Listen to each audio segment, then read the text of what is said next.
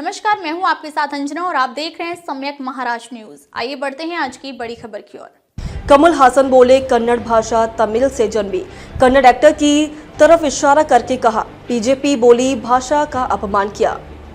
तमिलनाडु में try language विवाद के बीच साउथ सुपरस्टार कमल हासन ने कहा है कि कन्नड़ भाषा तमिल से जन्मी है। उन्होंने ये बयान 24 मई को चेन्नई में अपनी नई फिल्म ठग लाइफ के ऑडियो लॉन्च इवेंट के दौरान दिया। इस बयान का अब कर्नाटक में विरोध हो रहा है। हासन ने इवेंट के दौरान कन्नड़ एक्टर शिव राजकुमार की ओर इशारा करके कहा है कि शिव राजकुमार मेरे परिवार जैसे हैं, इसलिए यहाँ है। मैंने अपनी बात जीवन संबंध और तमिल से शुरू की है। आपकी भाषा यानी कन्नड़ तमिल से निकलती है, इसलिए आप भी हमारे ही हिस्से हैं। कर्नाटक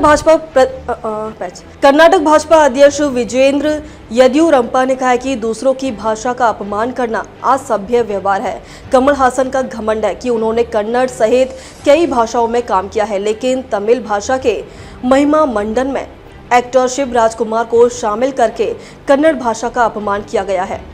दरअसल केंद्र सरकार और तमिलनाडु सरकार के बीच ट्राई लैंग्वेज विवाद चल रहा है। न्यू एजुकेशन पॉलिसी 2020 के तहत सिफारिश की गई थी कि स्टूडेंट्स 3 भाषाएं सीख सकता है, लेकिन किसी भाषा को अनिवार्य नहीं किया गया। राज्य और स्कूल को यह तय करने की आज़ादी है कि वे कौन सी 3 भाषाएं पढ़ाना चाहते हैं। तमिलनाडु सरकार हिंदी भाषा का विरोध कर रही है। ट्राई लैंग्वेज यानी हिंदी, तमिल और अंग्रेजी विवाद को लेकर 21 फरवरी को अभिनेता कमल हासन ने कहा था कि तमिल भाषा उनकी सांस्कृतिक पहचान है। लोगों ने इसके लिए जान गंवाई है, इसके साथ खिलवाड़ न करें। चेन्नई में अपनी पार्टी के 8वें स्थापना दिवस पर हासन ने कहा कि भाषा के मुद्दे को हल्के में न लिया जाए। तमिलनाडु के बच्चे भी जानते हैं कि उन्हें कौन सी भाषा चाहिए, उनके पास अपनी समझ है। चेन्नई में डीएमके की रैली में डिप्टी सीएम उदयनिधि स्टालिन ने कहा कि धर्मेंद्र प्रधान ने खुलेआम धमकी दी है कि फंड तभी जारी किया जाएगा जब हमें ट्राई लैंग्वेज फॉर्मूला स्वीकार करेंगे। लेकिन हम आपसे भीख नहीं मांग रहे हैं। जो राज्य हिंदी को स्वीकार करते हैं वे अपनी मातृभाषा खो देते हैं। केंद्र लैंग्वेज वॉर शुरू न करे। ट्राई लैंग्वेज विवाद पर केंद्रीय शिक्षा मंत्री धर्मेंद्र प्रधान ने तमिलनाडु के सीएम एमके स्टालिन को लेटर लिखा। उन्होंने नेशनल एजुकेशन पॉलिसी यानी एनईपी के विरोध की आलोचना की है। उन्होंने लिखा कि किसी भी भाषा को थोपने का सवाल नहीं है, लेकिन विदेशी भाषाओं पर अत्यधिक निर्भरता खुद की भाषा को सीमित करती है। एनईपी इसे ठीक से करने का प्रयास कर रही है। स्टालिन ने कहा कि केंद्र हमारे ऊपर हिंदी न थोपे, अगर जरूरत पड़ी तो राज्य एक और लैंग्वेज वॉर के लिए तैयार है। एनईपी 2020 के तहत स्टूडेंट को 3 भाषाएं सीखनी होंगी, लेकिन किसी भाषा को अनिवार्य नहीं किया गया। राज्य और स्कूल को यह तय करने की आज़ादी है कि वे कौन सी 3 भाषाएं पढ़ाना चाहते हैं। किसी भी भाषा की अनिवार्यता का प्रावधान नहीं है।